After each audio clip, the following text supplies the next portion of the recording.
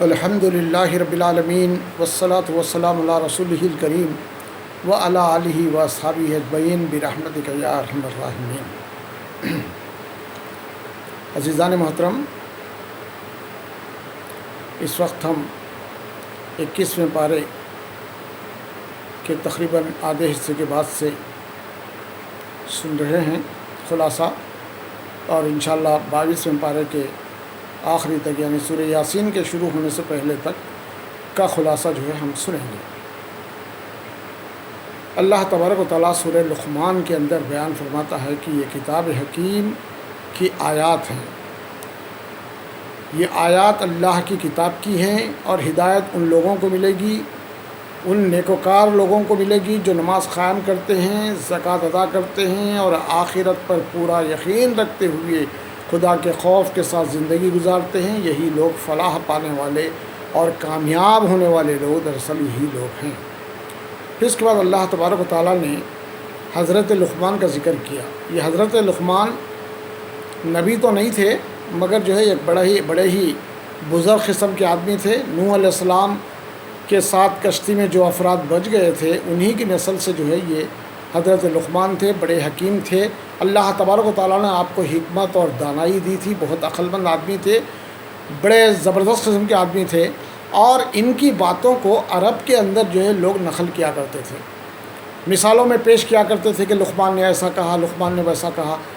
حضرت لقمان علیہ السلام کی باتوں کو اپنی مثالوں کے اندر نقل کیا کرتے تھے۔ وہ لوگ واقف تھے حضرت لقمان سے، اور حضرت لقمان کو بہت زبردست قسم کے عالم دین جو ہے وہ لوگ سمجھتے تھے۔ تو اللہ تبارک و تعالیٰ انہی کی مثال دے کر فرمایا کہ دیکھو، جن پر تمہارا ایمان ہے لقمان پر، اور ان کو تم بڑے بہترین سمجھتے ہو، ان کی باتوں کو مثالوں کے اندر پیش کرتے ہو، تو پھر ان کا معاملہ کیا تھا اپنی اولاد کے ساتھ، اور تم لوگ اپنی اولاد کے ساتھ کیا معاملہ کر رہے ہو۔ جو نوجوان تمہاری اولاد جو ہے اسلام پر چلنے کے لیے تیار ہو رہی ہے، رسول اللہ صلی اللہ علیہ وسلم کے ساتھ جو ہے ہو رہی ہے، کلمہ پڑھ کے اسلام کے اندر داخل ہو رہی ہے، تم لوگ منع کر رہے ہو، تم لوگ روک رہے ہو۔ باپ دادا کے دین پر چلنے کی جو ہے تم جو ہے تعلیم دے رہے ہو، حالانکہ لقمان علیہ السلام نے کس طرح سے جن کو تم مانتے ہو، جن کو تم جانتے ہو، ان کا معاملہ کیا تھا اولاد کے ساتھ، اور تم لوگ کیا کر رہے ہو۔ یہ کہتے ہوئے اللہ تبارک و تعالیٰ نے ان کی مثال دیتے ہوئے فرمایا کہ لقمان کو ہم نے حکمت دی تھی کہ وہ شکر گزار بنے، اور یقیناً جو کوئی بھی اللہ کا شکر ادا کرے گا اس کا اپنا ہی بھلا ہی ہے، جو شکر نہیں کرے گا، کفران نعمت کرے گا، تو اس کا اپنا ہی نقصان ہوگا۔ اس لیے اللہ تبارک و تعالیٰ ہر نعمت کے اوپر، اللہ تعالیٰ فرماتا ہے کہ ہر نعمت کے اوپر انسان کو شکر ادا کرنا چاہیے۔ پھر اس کے بعد فرمایا کہ دیکھو، اپنی اولاد کو نصیحت کرتے ہوئے لقمان نے کس طرح کی نصیحت کی تھی۔ سب سے پہلی نصیحت کر رہا ہے لقمان، حضرت لقمان سب سے پہلے نصیحت کر رہے ہیں کہ ان الشرک لظلم عظیم، بیٹا شرک کا معاملہ مت کرو، اللہ کی ذات میں کسی کو شریک مت کرو، اس لیے کہ شرک سب سے بڑا ظلم ہے۔ اللہ تعالیٰ سب کچھ معاف کرے گا مگر شرک کو معاف نہیں کرے گا، اس لیے تم اپنے آپ کو شرک کے جو ہے معاملے سے اپنے آپ کو بچا کے رکھو۔ اس طرح سے انہوں نے اپنی اولاد کو تعلیم دی تھی، اور تم لوگ اپنی اولاد کو شرک پر جمے رہنے کی تعلیم دے رہے ہو۔ یہ کیسی الٹی حجت ہے یہ؟ جن کو تم مانتے ہو، جن کو تم پسند کرتے ہو، جن کی باتوں کو تم جو ہے اپنی باتوں کے اندر پیش کرتے ہو، وہ نیک تھے، متقی تھے، تم خود کہتے ہو، پھر اس کے باوجود جو ہے ان کے راستے پر تم چلنے کے لیے تیار نہیں ہو۔ یہ وہی راستہ ہے محمد صلی اللہ علیہ وسلم کا بتایا جانے والا راستہ، جو لقمان نے بھی وہی راستہ بتایا تھا۔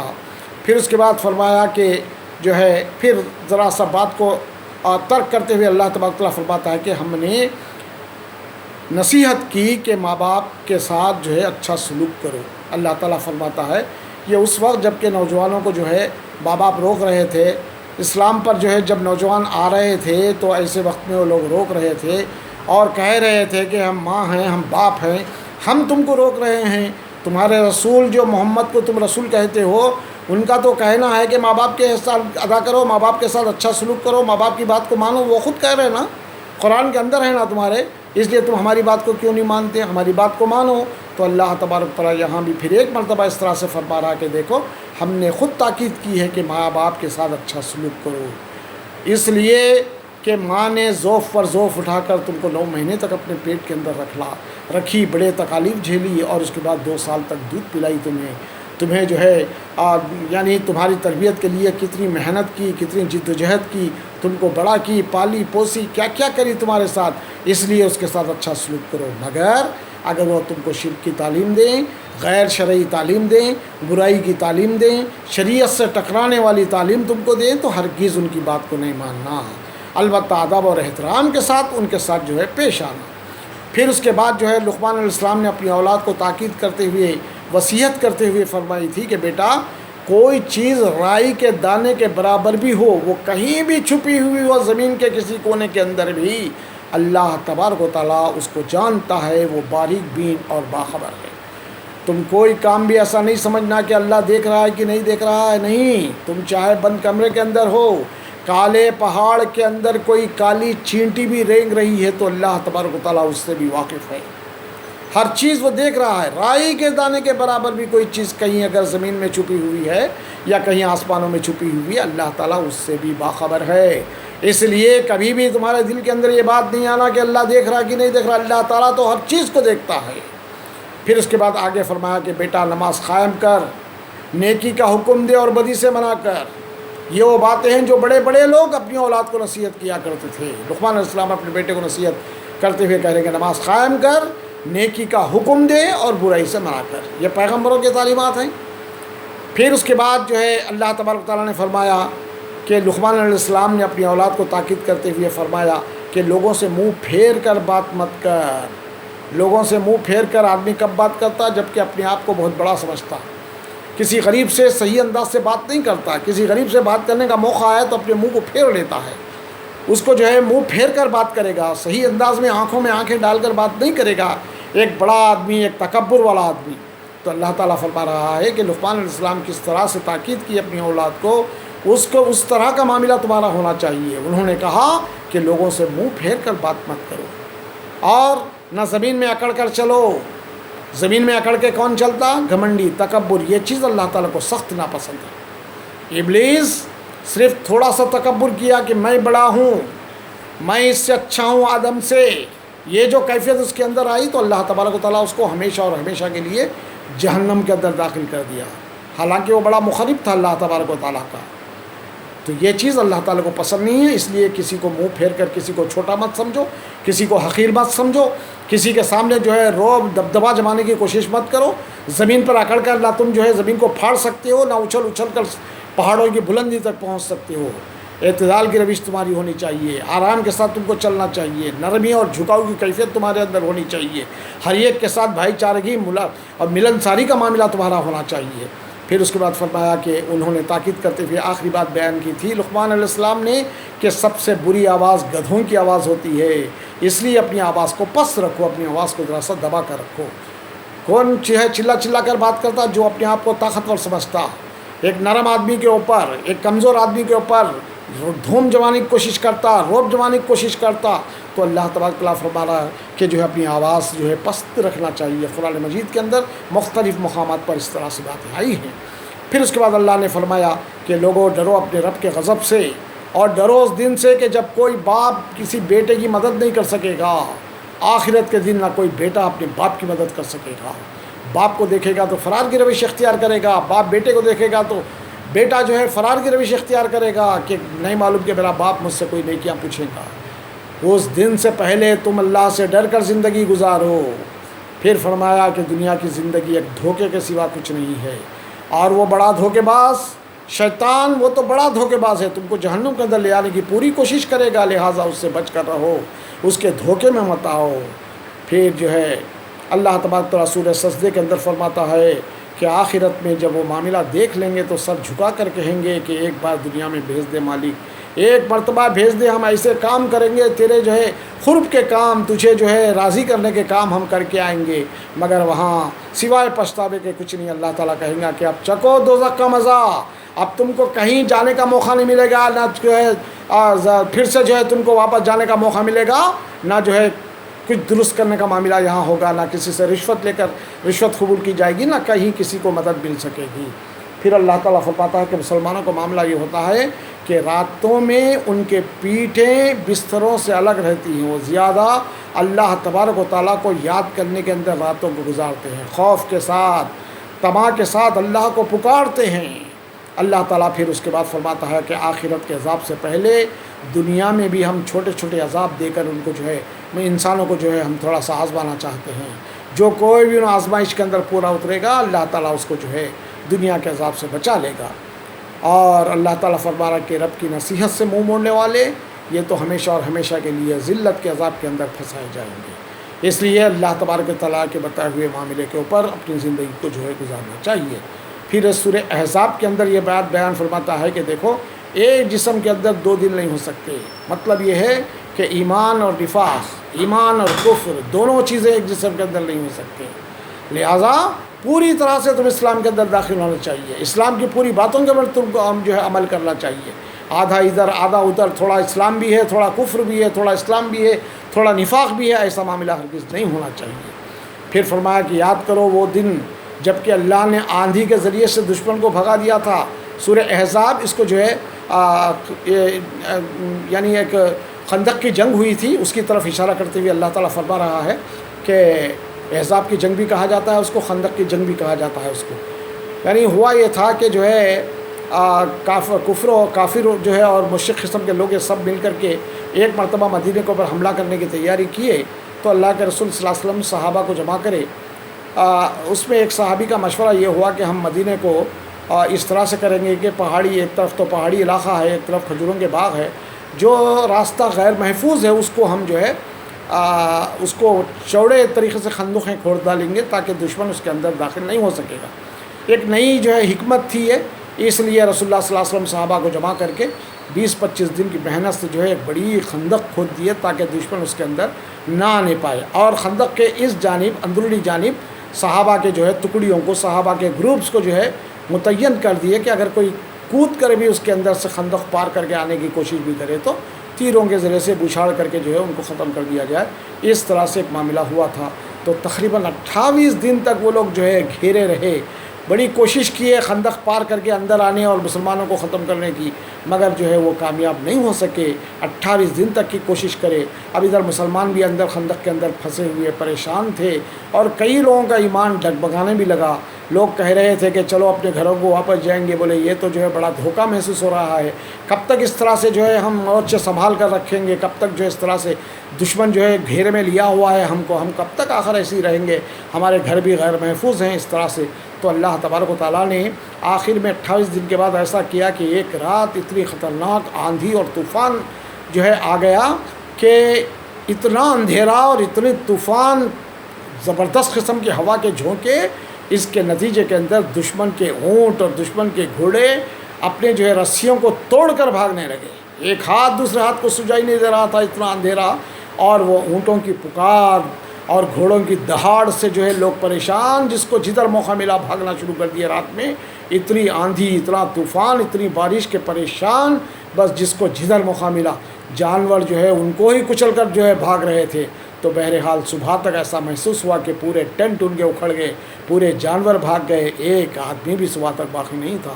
تو اللہ تعالیٰ اسی چیز کو یاد لا رہا ہے، کہہ رہا ہے کہ آندھی کے ذریعے سے ہم نے دشمن کو بھگا دیا تھا، دیکھو ہم کس طرح سے تمہاری مدد کرتے ہیں۔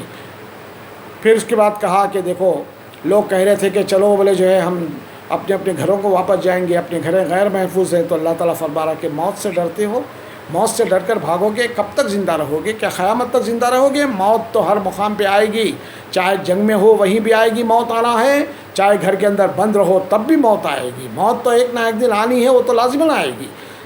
اگر کسی کا وقت نہیں آیا تو موت ہرگز اس کو نہیں آئے گی، چاہے وہ کتنی بھی کوشش کر لے۔ اور موت کا وقت اگر آ گیا تو آدمی بچنے کی لاکھ کوشش کر لے، نہیں بچ سکتا۔ اس لیے موت سے گھبرانا ایک مسلمان کے لیے زیبا نہیں دیتا۔ پھر اس کے بعد فرمایا کہ یہ دنیا کے مزے لوٹنے کا تھوڑا ہی موقع ہے، دنیا کتنے دن کی ہے تمہاری، موقع ہے لوٹ لو، مگر قیامت کے اندر تم جو ہے رسوا ہو جاؤ گے۔ پھر اس کے بعد فرمایا کہ تمہارے لیے مسلمانوں اللہ کے رسول میں ایک بہترین نمونہ ہے، ایک اسوہ حسنہ ہے اللہ کے رسول صلی اللہ علیہ وسلم کی زندگی کے اندر، اس کو تم اختیار کرو۔ پھر عورتوں سے فرمایا کہ عورتوں، مردوں کے ساتھ بات کرنے کا موقع آیا تو اس طرح سے بات مت کرو کہ مرد لالچ میں پڑ جائیں، اس طرح کی بات نہیں ہونی چاہیے۔ صاف اور شفاف پردے کی آڑ سے صاف اور شفاف قسم کی بات ہو، مرد آدمی کسی دھوکے کے اندر نہ پڑے، کسی لالچ کے اندر نہ پڑے، کسی غلط جو ہے یعنی بات کی طرف نہ جائے اس کا دھیان، اس انداز کی گفتگو تمہاری ہونی چاہیے۔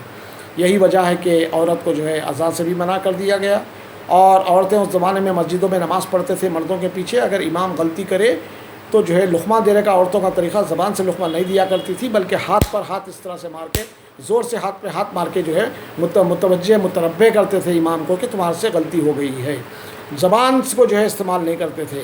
پھر اس کے بعد اللہ نے فرمایا کہ جو مرد اور عورتیں مسلم ہیں، مومن ہیں، مطیع و فرما بردار ہیں، راست باز ہیں، صابر ہیں، اللہ کے آگے جھکنے والے ہیں، صدقہ و خیرات کرنے والے ہیں، روزہ رکھنے والے ہیں، اپنی شرمگاہوں کی حفاظت کرنے والے ہیں، اور اللہ کو کثرت سے یاد کرنے والے ہیں، اس قسم کے مسلمانوں کو اللہ تبارک و تعالیٰ جو ہے ان کو جو ہے بشارت دیتا ہے دنیا کے اندر بھی کامیابی کی اور آخرت کی کامیابی کی بھی۔ پھر اس کے بعد فرمایا کہ جو اللہ اور اس کے رسول کو اذیت دیتے ہیں وہ دنیا و آخرت میں بربادی کا سامان کرتے ہیں۔